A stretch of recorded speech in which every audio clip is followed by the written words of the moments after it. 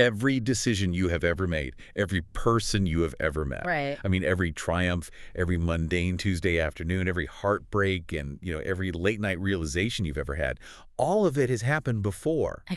Exactly as it is happening right now, down to the very word you are hearing at this exact precise moment. It is, it's a staggering thought. And honestly, if you're hearing this right now, your immediate reflex is probably to just roll your eyes, or you want to file it under like late night dorm room philosophy and just check your inbox. Totally. The rational everyday mind completely rebels against a statement like that. You just want to scroll past it. Yeah, naturally. But pause for a second. Ask yourself why that thought makes you uncomfortable. Because something in you probably just recognized a massive, unsettling idea that your everyday operating system it isn't equipped to process. It really isn't. And that slight hesitation, that urge to look away, it is way more significant than you might realize. Because it sounds like purely abstract speculation. But the terrifying and honestly the fascinating part is that quantum physics, historical archaeology, and modern neuroscience are all they're all starting to point toward conclusions that mirror this exact premise. Which is wild. It is wild. Today, we are looking at a radical framework for understanding reality itself. And to be clear right up front, our goal for this deep dive is not to preach this text to you as absolute gospel. No, not at all. We are impartially exploring a specific conceptual framework provided by the source material. It's a model that actually predates the major world religions. Right, by a long shot. And it challenges modern materialist science right at its foundation. It promises to dismantle our basic assumptions about who we are, why we are here, and what happens when we die. Huge. Massive. We're going to treat this as a working hypothesis, test it against some really wild empirical data, and just see where it leads. Yeah, let's see what happens. By the end of this journey, you might think the text we are analyzing is absolute madness. Or, well, you will literally never look at yourself in the mirror the same way again. It's a paradigm shift in the truest sense. But you can't just jump straight into the deep end of cyclical time and eternal recurrence. Right. You need context. Exactly. To even begin to grasp the architecture of this framework, we have to start with a foundational failure. We have to look at a single question that has completely broken modern philosophy and science for roughly 3,000 years. Okay, let's unpack this. Because 3,000 years is a really long time for the smartest people in human history to be stuck on one single question. It's embarrassing almost. Right. What is the core failure here? The failure centers around one agonizingly simple question. Why does experience exist at all? Yeah. If you look at the history of human thought, every major philosophical and scientific tradition has taken a swing at explaining the phenomenon of consciousness. And, well, they have all missed the mark entirely. Give me the landscape here. What are the usual suspects? Well, first you have materialism. This is the dominant view in modern science today. It assumes that if you just snack enough physical atoms together in complex ways, like, say, a biological brain, consciousness somehow just magically emerges from the wet meat. It just bubbles up. Right. Then you have dualism, which traces back to Descartes. That argues that consciousness and physical matter are two totally separate substances, basically interacting like a ghost in a machine. Okay, the ghost in the machine idea, yeah. Then there's idealism, which kind of flips the script completely and says everything is mind and the physical world is just an illusion or like a projection. Got it. And you even have panpsychism, which is getting really popular again right now. Wait, panpsychism? Yeah, it suggests that consciousness is just a fundamental property of all matter, meaning an electron or a rock possesses some microscopic level of feeling. Wait, seriously, so people genuinely argue that my coffee mug is slightly self-aware? I mean, in a very rudimentary sense, yes. The idea is that if human brains have consciousness, the building blocks of the brain must have some kind of proto-consciousness. That is just bananas to me. It sounds crazy, sure, but here's the problem with every single one of those theories. None of them can explain the why. What do you mean by the why? They describe what might be happening, but they cannot bridge the explanatory gap. They can't explain why it feels like anything to be alive. And this failure really came to a head in modern times, right? Well, let's travel to 1995. Tucson, Arizona. Yes, Tucson. The philosopher David Chalmers steps up to a podium at a major academic conference and just drops an absolute bomb on the scientific community. He really did. He presents what he's famously called the hard problem of consciousness. And his argument is so brilliantly simple, yet it has literally never been fully refuted. What's fascinating here is how Chalmers sliced the problem in half, He delineated the easy problems of the mind from the hard problem. Right, but easy doesn't mean easy for us. Oh, no, not at all. When he says easy, he doesn't mean a middle schooler could solve them. He means they are functionally solvable with enough time and technology. Like mechanics. Exactly. The easy problems are things like, how does the visual cortex integrate light waves from the eye? How does the brain retrieve a memory of your 10th birthday? How does it trigger the motor neurons to move your hand away from a hot stove? Right.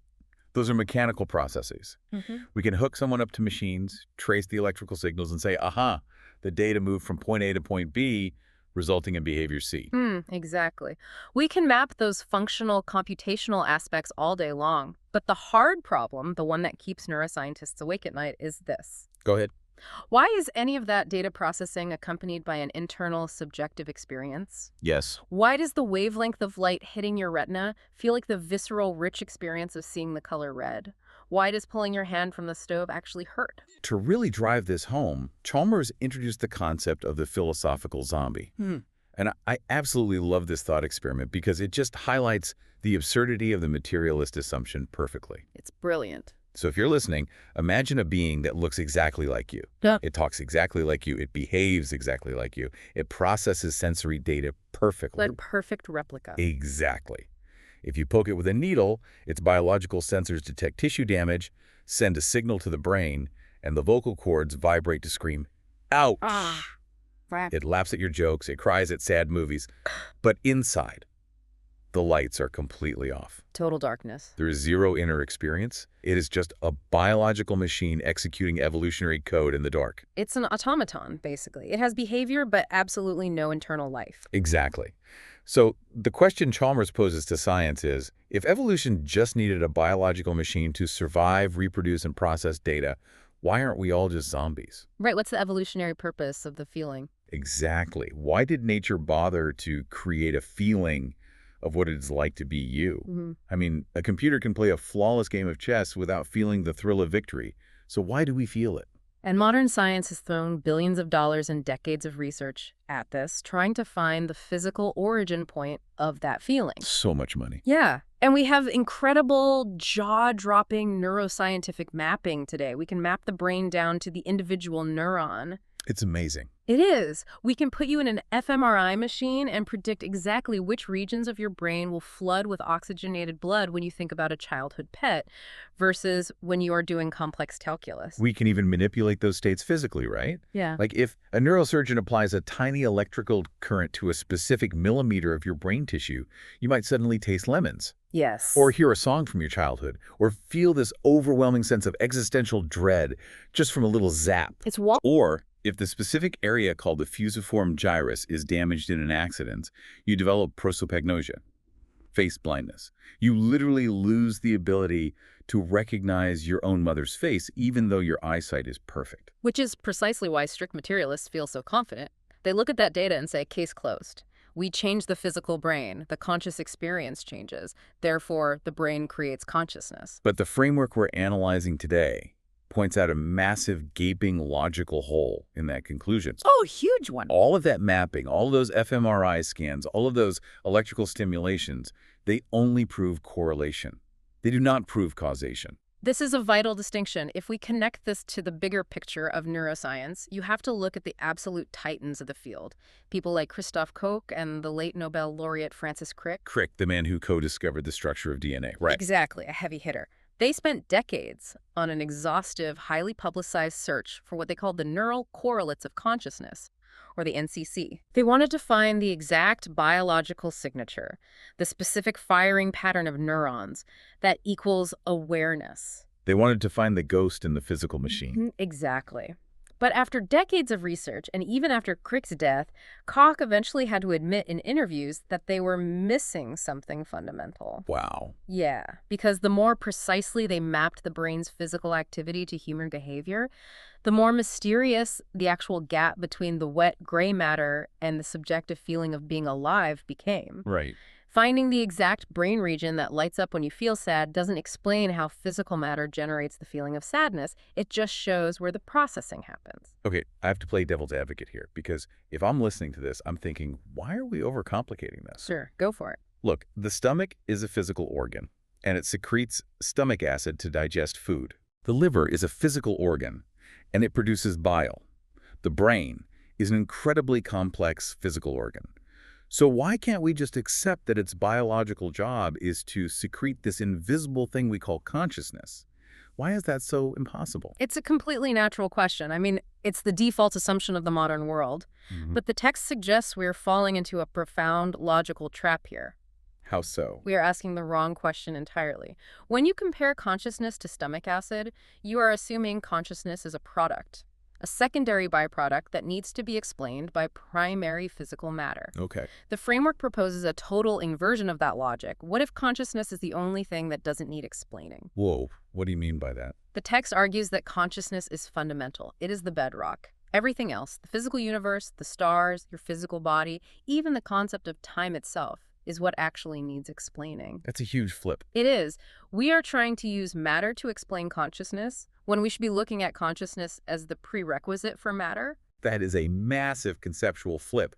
But, it actually aligns perfectly with some of the most cutting-edge theories in physics right now. It really does. Look at Robert Lanza and his theory of biocentrism. Lanza is no fringe thinker. He was literally named one of Time magazine's most influential people. A very serious scientist. Yeah. And he argues that quantum physics has already proved that the materialist model is dead. Completely. In quantum mechanics, at the subatomic level, particles don't exist in fixed, solid states. They exist in a haze of probability, like a wave function. Right. They only collapse into a definite physical reality when a consciousness observes them. Yes, the classic double-slit experiment and its many modern iterations demonstrate this constantly. Observation affects physical reality. Right. So if consciousness is required to shape matter at the most fundamental quantum level, how on earth could matter be the thing that organically produces consciousness? It's a paradox. It is. The causality is running in the wrong direction entirely. The brain can't create the observer if the observer is required to actualize the physical brain. This raises an important point, and honestly, it's not a new one. The father of quantum mechanics himself, Max Planck, summarized this perfectly in 1931. What did he say? He said, and I quote, "I regard consciousness as fundamental. I regard matter as derivative from consciousness." Wow. In 1931. Yes. Planck explicitly pointed out that we cannot get behind consciousness. You can doubt the existence of the physical world. I mean, maybe we're in a simulation, maybe you're dreaming. About the Matrix. Exactly. But you cannot doubt that you are conscious because the very act of doubting requires consciousness. That's inescapable. It is the absolute prerequisite for measuring anything, for experiencing anything, for knowing anything. So if consciousness isn't just a byproduct bubbling up out of the biological machine, if the brain isn't generating it, then where exactly is the you that is experiencing this deep dive right now? It's the big question. Where are you, the listener? And the source text offers this brilliant, immediate thought experiment to actually locate the self. Let's walk through it. It's a profoundly revealing exercise if you genuinely investigate it, stripped of all the biological assumptions you've been taught since kindergarten. So if you're listening to this and, obviously you're not driving or operating heavy machinery right now, maybe just close your eyes for a second. Just for a moment. Bring your attention to the center of your forehead. That little space right above and between your eyebrows. Just feel your awareness gathering right there. Take a breath. Now ask yourself, where are you located? Not where is your physical body sitting? Where are you? Right. When you think a thought, where's the thinking actually happening? When you feel your heartbeat, where is the observer of that heartbeat located? If you do this honestly, you realize something strange. You don't feel located in your hands. You don't feel located in your chest, even though your heart is literally right there. No, you don't. You feel like you are seated somewhere just behind your eyes. You feel like a passenger, looking out from a singular point of perspective inside your skull. And before anyone dismisses this as just some subjective, poetic feeling, let me tell you, there is wild empirical data. backing this up. Some really cool studies. Let's look at the 2009 study out of the Karolinska Institute in Sweden. They're one of the world's premier medical universities. Top tier. Cognitive scientists there wanted to study where human beings actually physically feel located in space. Yeah. So they designed this elaborate virtual reality experiment. Okay, this is fascinating. They put VR headsets on participants and fed them a live video feed coming from cameras mounted on the head of a plastic mannequin sitting a few feet away. So the participant is seeing the room from the mannequin's perspective. Exactly. When the participant looked down, they saw the mannequin's plastic body instead of their own. Then the researchers took two plastic rods. They used one to stroke the real participant's chest, and the other to simultaneously stroke the mannequin's chest, right where the camera was looking. Oh, to sync it up. Right. Because the visual input and the physical sensation synced up perfectly, the participants' brains fully adopted the mannequin's body. The illusion was total. And this is where it gets critical. How did they test the reality of that displacement? They took a knife, and they suddenly slashed it toward the mannequin's camera head. Wow. And the real participants physically flinched. Their skin conductance spiked like they started sweating. Their heart rates jumped. Their bodies fully reacted? Yes. Their biological threat response fired completely because their locus of consciousness, their feeling of where I am, had successfully been shifted outside their biological body. That is incredible. But here's the kicker. Across all their experiments, researchers found that no matter how they manipulated the illusion, humans consistently mapped their self to a tiny, singular point located precisely behind the eyes. Always behind the eyes. Always. When they tried to make participants feel like they were located in their stomach or their shoulder, it completely failed. But when they shifted that behind the eyes point outside the physical head, participants experienced profound, visceral disorientation. It points to a deep underlying reality that is even baked into our everyday language. Just notice the linguistic clues we use without even thinking about it. Like what? We say, my body, my brain, my mind, my hand. We speak of our biology as possessions. We treat them as objects of ownership. That's true. We never say, I am body. Exactly. If a tragic accident occurs and someone loses a limb, they wake up in the hospital and say, I lost my arm. They do not say, a percentage of my eye was removed.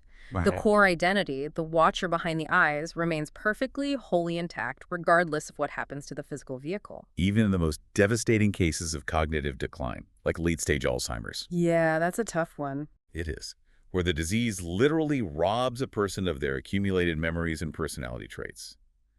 But caretakers and hospice workers consistently report that there is still a watcher in there. They do. The person might not remember their own name, the biological control panel is sparking and broken, but something is still looking out from those eyes, experiencing the confusion. Which perfectly sets up the text's core assertion about the brain. If the brain isn't generating the watcher, if the brain isn't manufacturing consciousness from scratch, what is its actual biological function? Right. What's it doing? This brings us to a theory that traces back to 1898 to William James. He's widely considered the father of American psychology. In his famous Ingersoll lecture, he proposed what he called the transmission theory of consciousness. Right. And he went totally against the grain of emerging biological sciences at the time with this. He really did. He suggested that the brain does not produce consciousness. It filters it. It filters it. Yes. The French philosopher Henri Bergson later expanded beautifully on this, calling the brain a reducing valve. A reducing valve. I like that. The idea is that consciousness is vast, perhaps infinite. But if you are a biological organism trying to survive on a dangerous planet, trying to find food, avoid predators, and reproduce, accessing infinite cosmic awareness is a massive evolutionary disadvantage. Right. You would be so overwhelmed by the sheer volume of reality that you'd forget to run away from a tiger. Exactly. So the biological brain evolved as a reducing valve. It narrows infinite consciousness down into a tiny, manageable trickle, just enough to allow the organism to survive in physical reality. Okay, I have an analogy for this, and honestly, it is the only way this incredibly dense concept finally clicked for me. Let's hear it. Think about a television set sitting in your living room. The TV is displaying a complex, vivid movie. Now imagine you take a baseball bat and you absolutely smash the TV screen. Sounds fun. The picture distorts, the colors invert, the sound turns into horrible static, and eventually the whole thing just goes black and dies. Okay. Now, a strict materialist scientist walks into the room, looks at the broken hardware, and says, aha, I have proved causality. The physical TV creates the movie. I damaged the physical hardware, and the movie became distorted and stopped. Therefore, the hardware generates the show. But that materialist completely misunderstands the underlying mechanism of broadcasting. Exactly. The broadcast signal is still in the air. It's bouncing all around the room, completely untouched by the baseball bat. Right. The TV never generated the movie. It was just a receiver. It was an antenna decoding an invisible frequency into a format you could watch. And this text is arguing with profound implications that the human brain is just the antenna. It's a powerful analogy. It receives, filters, and decodes a consciousness that exists entirely independently of the gray matter inside your skull. When you drink alcohol or get a concussion or suffer from Alzheimer's, you are damaging the receiver. You're breaking the TV. You're distorting the picture. But the signal itself remains pure and untouched. And we actually have rigorous empirical evidence suggesting exactly that mechanism, observed in the most extreme medical scenarios imaginable. Tell me about it. The framework highlights the work of Dr. Pim van Lommel, a Dutch cardiologist. In 2001, he published a landmark peer-reviewed study in The Lancet. Which is one of the most prestigious, rigorous medical journals on the planet. Top of the top. He and his team studied 344 cardiac arrest patients. Now, it's vital to understand the medical parameters here. Right. These were not people who just fainted. These were people who were clinically dead. They had no heartbeat. They had no respiration. And crucially, within about 10 to 20 seconds of cardiac arrest, they had a completely flat EEG reading. And we really need to emphasize what a flat EEG means. A flatline electroencephalogram means there is absolutely zero detectable electrical activity in the cerebral cortex. None. The biological machine is entirely unequivocally powered down. The reducing valve is off. Precisely. Under the materialist model, if the brain is the generator of consciousness, a flat EEG means subjective experience must be functionally, biologically impossible. It should be a total blackout. Right. The TV is unplugged. Yet 18% of Van Lommel's clinically dead patients reported vivid, highly structured, profoundly lucid near-death experiences. Wow. And these weren't vague dreams. They had highly detailed memories. They could verify specific perceptions of what the doctors and nurses were doing in the resuscitation room while their own bodies were flatlined. There's that famous case in the study about the dentures, right? Yes, the denture case.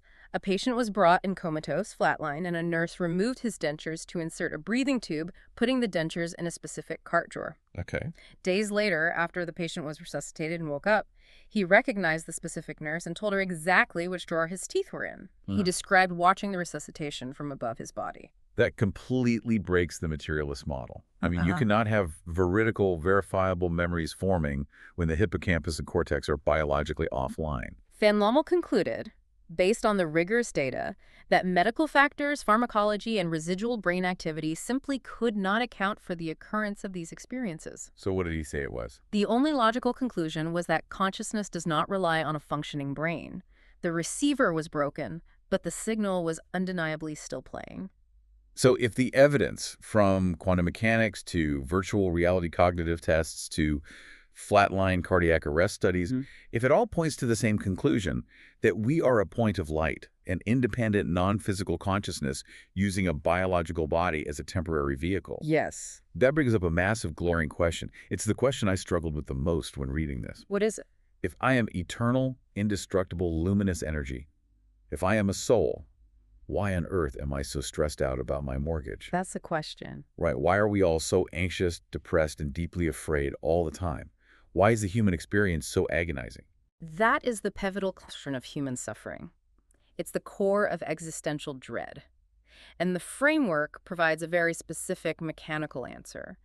It's a psychological phenomenon of identifying downward. Identifying downward. Yes. The text refers to this as the collapse into matter. Let's explore the mechanics of that. What does a collapse into matter actually look like? Imagine you are the driver of an incredibly complex, high-performance car. Okay, I'm driving. You get in, you grab the steering wheel, and you start a long, arduous cross-country journey.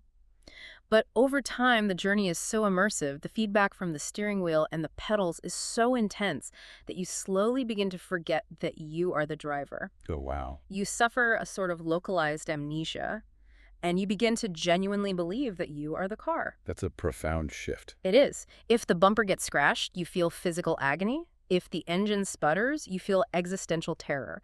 That is precisely what the soul has done with the physical body. We forgot we're driving. At some point in our long journey, the point of light forgot its transcendent nature and identified completely and totally with the biological costume it was wearing. And the psychological consequences of that amnesia are absolutely catastrophic for our mental health. Just devastating. Think about it. The moment you truly believe you are the body, you immediately, by default, inherit every single one of the body's vulnerabilities and limitations. All of them. Bodies get sick. Bodies age. Bodies inevitably die. Bodies can be socially humiliated, rejected by the tribe, physically harmed. When your entire sense of self, your entire identity, is wrapped up in a fragile biological shell that is mathematically guaranteed to break down, well, life transforms into a continuous high-alert emergency. It really does. You spend every waking moment trying to protect, defend, and preserve something that literally cannot be saved. If we connect this conceptual framework to modern evolutionary neuroscience, it tracked perfectly. The text references a fascinating study out of NYU regarding the amygdala. Right, the amygdala. As we know, the amygdala is the brain's ancient threat processing center.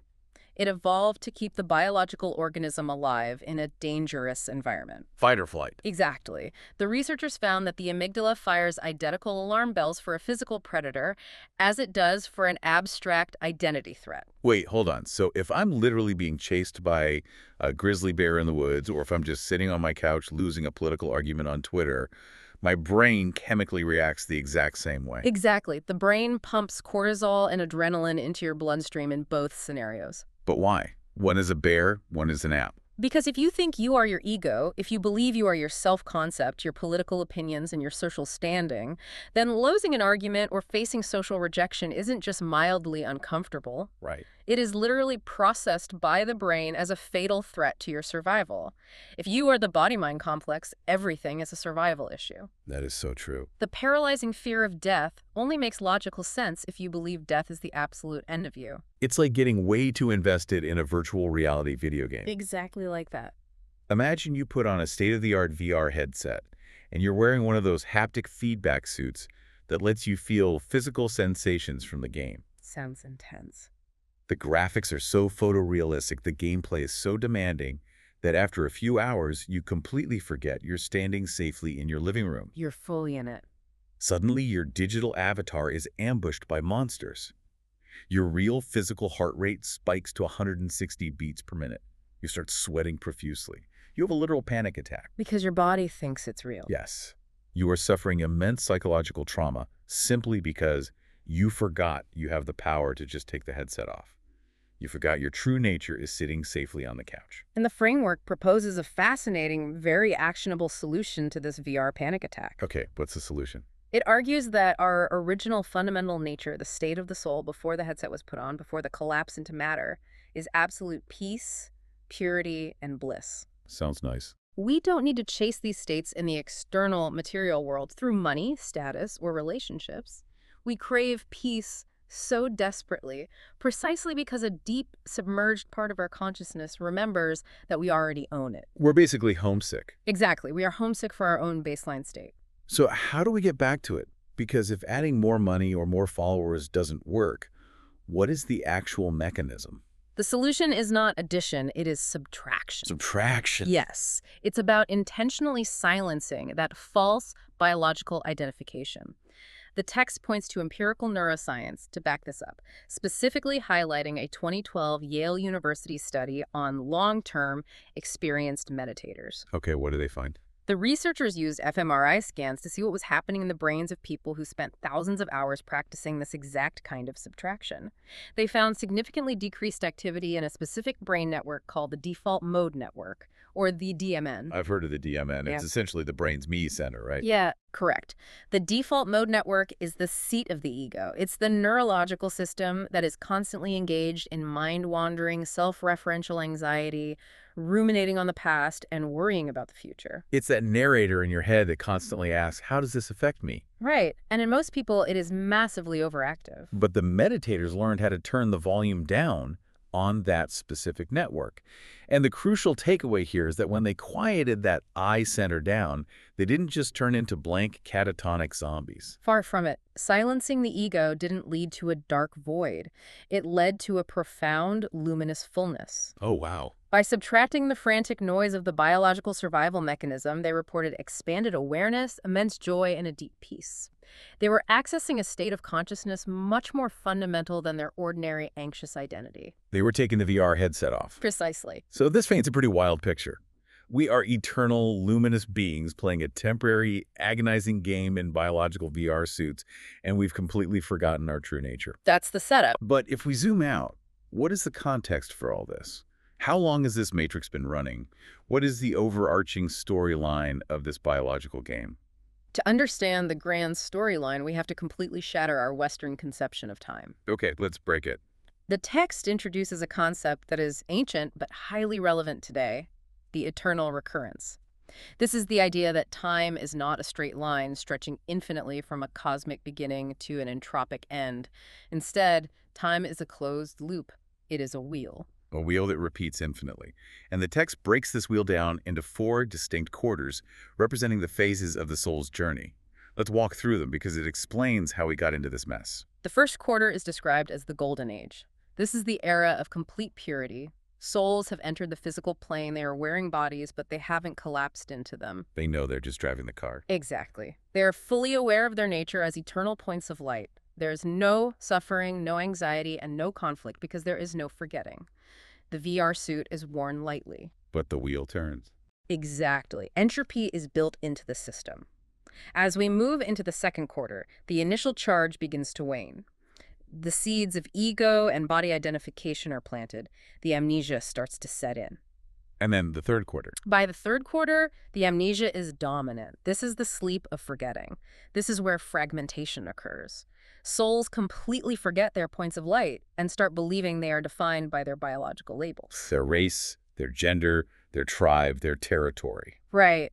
This is the birth of systemic conflict, fighting over resources and ideological wars. Which inevitably drags humanity down into the fourth quarter, the darkest phase of the wheel. The very bottom. This is the era of total, absolute material identification. It's an age of extreme extraction, where the planet itself gets polluted and exhausted because the collective consciousness is operating purely from a place of biological survival and ego-driven greed. The battery is almost completely dead here. Now, I know what the skeptical listener is thinking right now. What's this concept of 4 ages, of cyclical time? It sounds like pure, unadulterated mythology. It sounds like a fairy tale. It does sound like a myth. But the framework points out that cyclical cosmology actually has profound parallels in the highest echelons of modern theoretical physics. Yes. Let's talk about Sir Roger Penrose. Roger Penrose is not a fringe philosopher. He won the 2020 Nobel Prize in Physics for his work on black holes. A Nobel laureate. Yes, and Penrose proposed a cosmological model called conformal cyclic cosmology, or CCC. He mathematically argues that our universe did not begin with a single, unique Big Bang out of nothingness. Yeah. Instead, he proposes that the universe goes through infinite sequential cycles of expansion, cooling, and rebirth. He calls each cycle an eon. And he actually claims to have found the physical scars of the previous universe, right? He does. Penrose and his team analyzed the cosmic microwave background radiation. Which is what exactly? Think of this radiation as the ancient afterglow of the Big Bang. It's like the smoke left in the room after a massive firework goes up. Okay, the smoke. When Penrose looked at the data maps of this smoke, he found distinct anomalous concentric rings, like ripples in a pond. What are the ripples? He argues that these ripples are Hawking points, the gravitational echoes or scars left over from supermassive black holes that evaporated in the previous cycle of the universe before our Big Bang even happened. That is mind-blowing. The scientific community fiercely debates this, of course, but the math holds up to scrutiny. Physics is genuinely entertaining the idea that the universe is a repeating loop. And it's not just astrophysics. Look at the dirt under our feet. Look at archaeology. Oh, absolutely. The text brings in the work of researchers like Graham Hancock, specifically focusing on anomalous archaeological sites like Göbekli Tepe in Turkey. Fascinating site. If you aren't familiar with Göbekli Tepe, it is a massive, incredibly sophisticated megalithic site featuring huge stone pillars with precise astronomical alignments and complex animal carvings. And the dating of the site is what makes it so revolutionary. Right. It dates back roughly 12,000 years. Right. That completely shatters the standard linear narrative of human progress. It really throws a wrench in the timeline. We are taught a straight line. Humans went from primitive hunter-gatherers to discovering agriculture, to building simple mud huts, to the pyramids, all the way to the iPhone. Right, a slow climb. But Göbekli Tepe existed thousands of years before the supposed invention of agriculture or pottery. And the craziest part, the stratigraphy shows the entire site was deliberately, painstakingly buried under thousands of tons of dirt by its builders. They purposely hid it. Yes. This suggests that human history isn't a straight line of continuous progress. The timeline has massive gaps.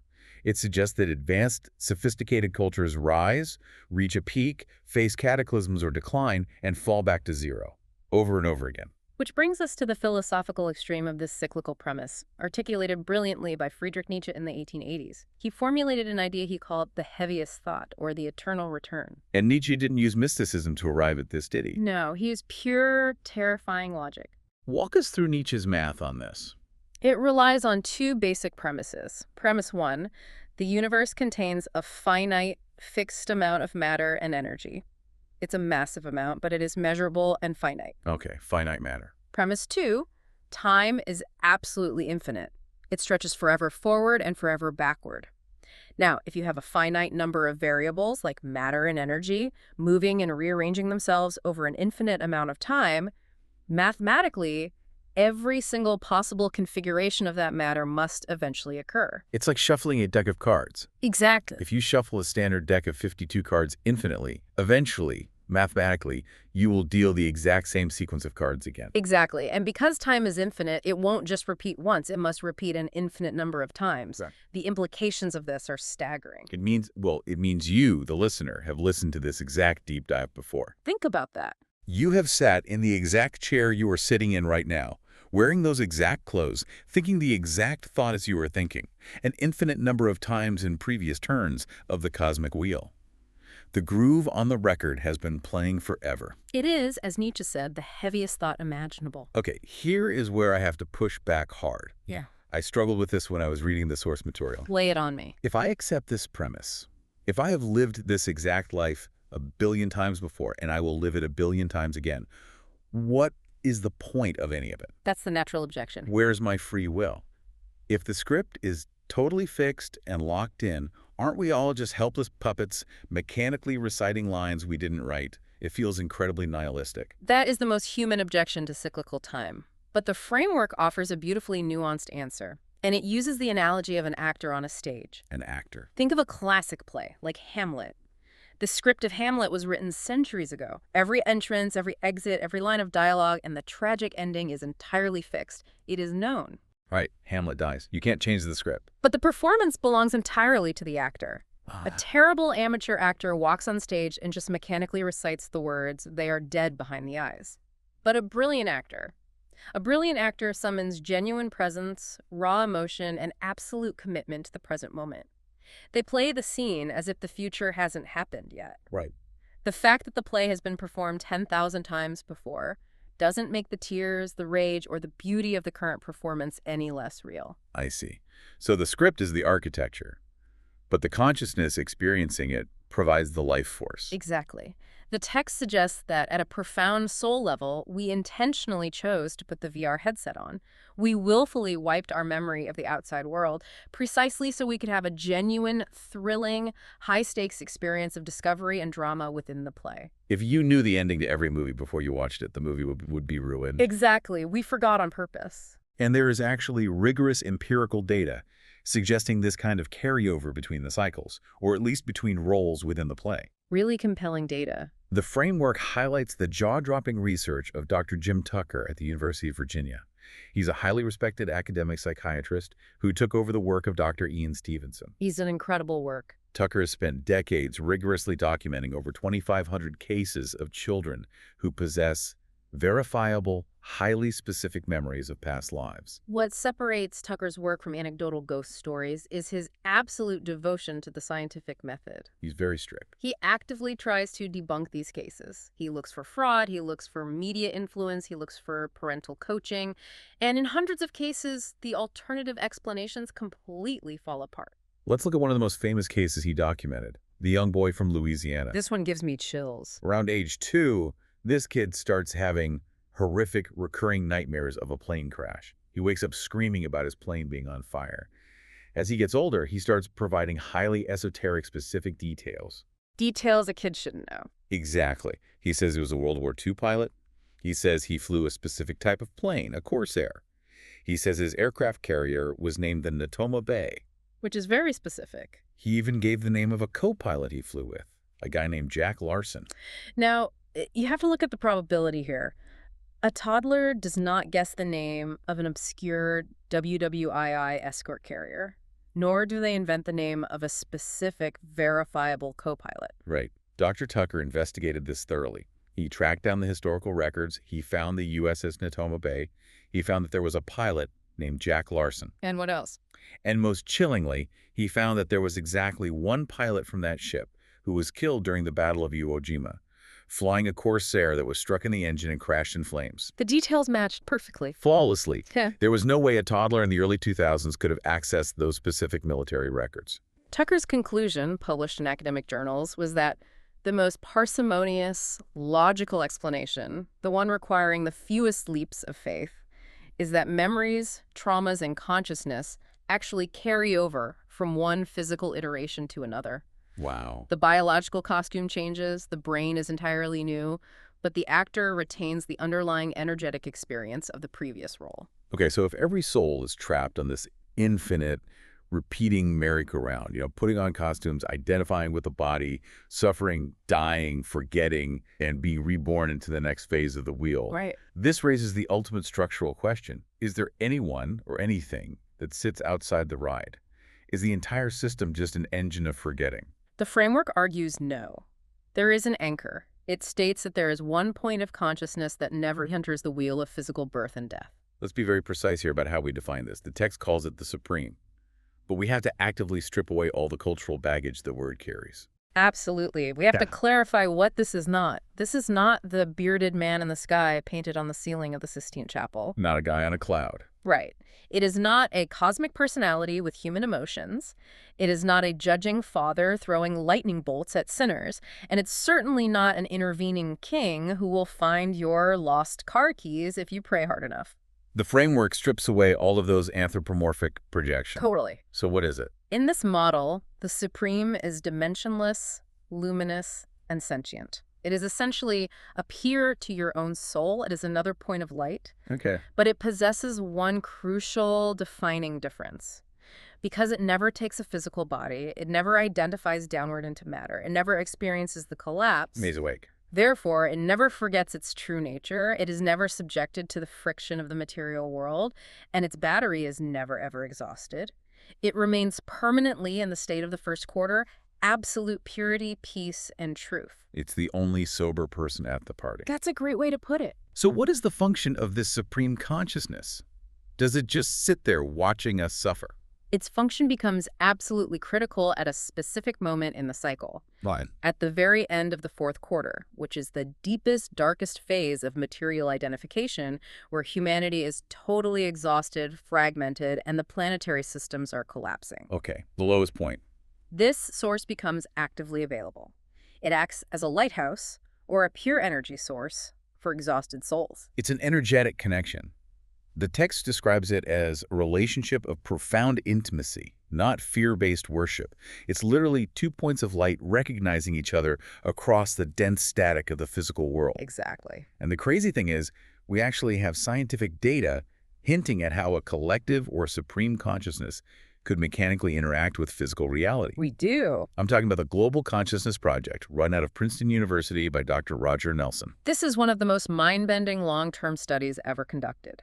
For over 2 decades, Nelson and his team set up random number generators, RNGs, all over the globe. What do these machines do? They are machines based on quantum tunneling that spit out ones and zeros.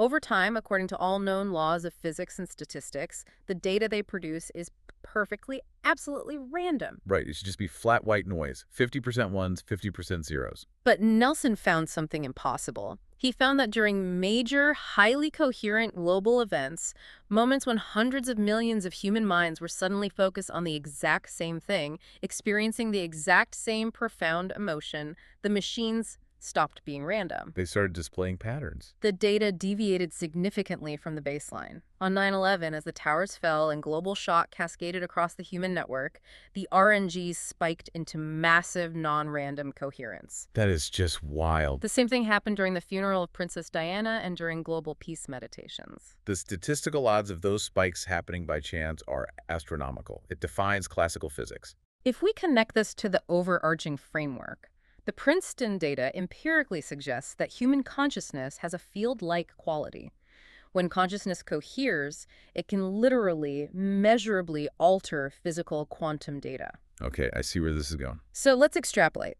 If a messy, distracted, traumatized, collective human consciousness can inadvertently nudge physical random number generators, it is entirely logically plausible within this framework that an infinitely focused, undistracted, infinitely pure supreme consciousness could transmit immense, measurable power to any human mind that simply tunes its antenna to that specific frequency. But to tune into that pure frequency, we run into a massive roadblock. We have to clear the static. And the static is thick. It really is. It's the accumulated conditioning that carries over from life to life, the programming that keeps us locked into our repeating anxious patterns. Which brings us to the actual mechanics of karma. Yes, we need to spend some time redefining karma, because modern pop culture has completely and utterly butchered this concept. It really has. People treat karma like a cosmic credit score or a magical vengeance system. You hear it all the time. I held the door open for an old lady, so karma will reward me with a good parking spot. Or, that guy cut me off in traffic, I hope karma gives him a flat tire. Exactly. We project our human desire for justice and punishment onto the universe. The framework we are exploring completely strips the morality and the judgment out of karma. It provides a far more sophisticated, cold, and mechanical model. What is that model? Karma is not a judge with a gavel. Karma is a recording device. Every single action you perform, every intense word you speak, and crucially, every deeply held thought you harbor creates a subtle groove or impression. And that impression is stored directly in the soul itself. It's deeply aligned with how neuroscience views implicit memory. It is the exact same mechanism, just scaled up. Neuroscience defines implicit memory as past experiences that unconsciously influence your current behavior without you explicitly remembering the event. Give me an example of that. The classic example is trauma. Imagine a war veteran walking through a grocery store parking lot.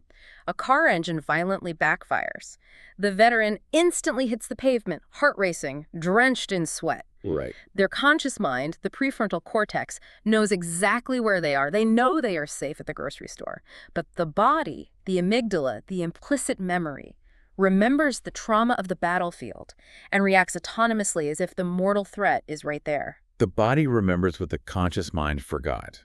Exactly. And this framework argues that the soul works the exact same way, but the recordings persist across lifetimes.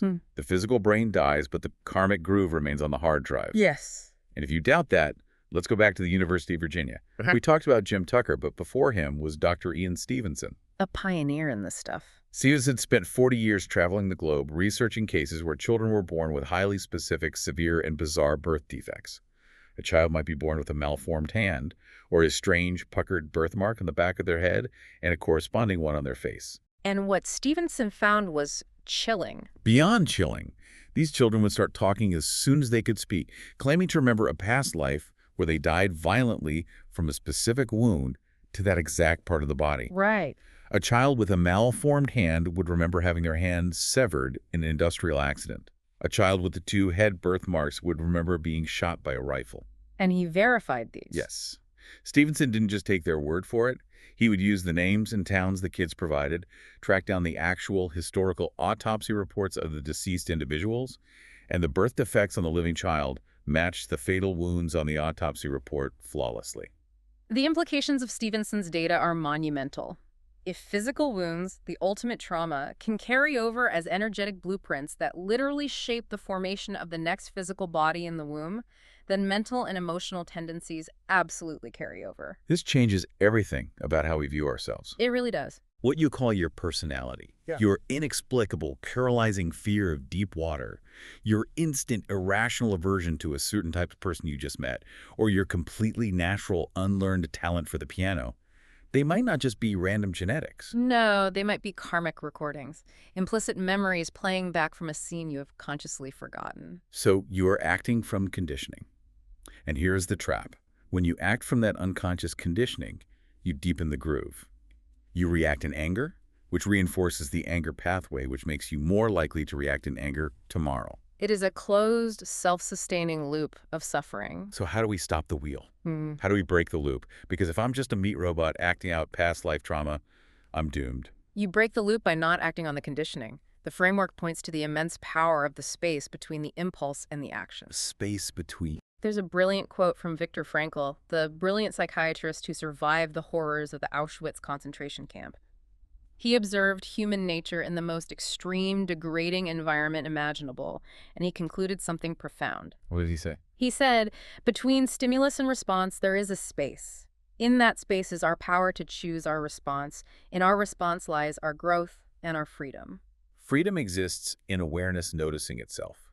When you feel the intense, overwhelming karmic urge to yell at your spouse because they criticized you or to spiral into a panic attack about your bank account, you simply observe that reaction rising up inside you like a wave. But you don't act on it, you don't feed it, you just watch it. The framework argues that observing a reaction without feeding it physically burns off that karmic groove. You are starving the recording of its energy through the power of subtraction. Which forces us to ask the ultimate so what of this entire deep dive. Why are we talking about this now? Why is it crucial that the listener understands this exact framework, this mechanism of karma and cyclical time right now in their current life? Because timing is everything. And according to this text, we are not living in just any random era. We're living in a completely unprecedented, incredibly dangerous, and incredibly potent window of time. The framework suggests we are currently positioned in the precise transition period between the absolute end of the darkest fourth quarter and the dawn of the pure first quarter. The wheel is turning over. That transition. This specific transition window only happens once per entire cycle. It is the moment when the old, exhausted, corrupted systems of the material world begin to rapidly, exponentially collapse under their own weight. And honestly, you don't need a mystical text to see that. You can feel it in the air. Look around at the data. Yeah, look at the speed of change. Human knowledge, from the dawn of civilization until the year 1900, doubled roughly every century. Today, human knowledge doubles every 12 hours. Every 12 hours. The technological curve is completely vertical. Centuries-old political, economic, and social structures are buckling and fragmenting in a matter of years. It feels like chaos, it feels like the end of the world, but the text frames it as a necessary purification. The old matrix has to crash to be rebooted. And crucially, the framework claims that during the specific chaotic transition window, that supreme battery we talked about, that pure source of undisturbed consciousness is directly accessible to human minds. It's available right now. It is transmitting, attempting to help souls burn off their heavy karmic grooves before the wheel resets. This is so fascinating, and the text offers a stunning, verifiable biological parallel for this civilizational moment, and it's a phenomenon known in medical literature as terminal lucidity. Oh, this absolutely blew my mind when I read about it. Please explain terminal lucidity. It is a medically documented phenomenon that completely baffles materialist science. Yeah. You have patients with severe late-stage dementia or Alzheimer's. Oh. These are people who haven't spoken a coherent sentence, fed themselves, or recognized their own children in years. Their physical brains, the cortex, the hippocampus, are fundamentally destroyed by amyloid plaques and disease. They're physically incapable of complex thought. Biologically broken. Yet suddenly, in the hours or days right before they die, they experience a spontaneous return to perfect, crystalline lucidity. Out of nowhere. Out of nowhere. They remember names, they speak wisely, they crack jokes, they resolve family conflicts, and they say peaceful goodbyes. And then they pass away. And as we established earlier, under the materialist model, that is biologically impossible. If the physical brain creates consciousness and the brain is literally physically destroyed, a sudden return to perfect memory should not happen. You can't run a 4K video game on a melted graphics card. Exactly.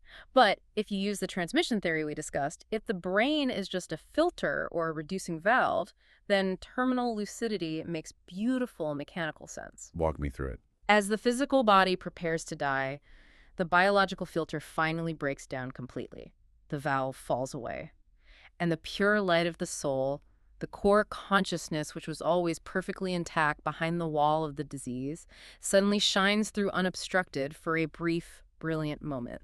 The text proposes that humanity, collectively, is right now experiencing civilizational terminal lucidity. Wow. The old structures are breaking down, the material filters of the fourth quarter are failing, and the underlying spiritual reality is finally shining through the cracks of a dying system. So given all this massive paradigm-shifting theory, how does a listener actually apply this to their Tuesday morning commute? Right. What do we actually do? The text doesn't just leave us with grand cosmology, it offers highly actionable practices. And fascinatingly, modern peer-reviewed science correlates with the mechanism of every single one of them. Let's run through these 4 practices because this is where the rubber meets the road. First practice, soul consciousness. What is that, practically? This is the deliberate practice of actively shifting your attention away from your physical body, your social labels, and your anxieties, and centering it entirely on the watcher behind your eyes. And this isn't just a feel-good mantra. This is backed by hard psychology.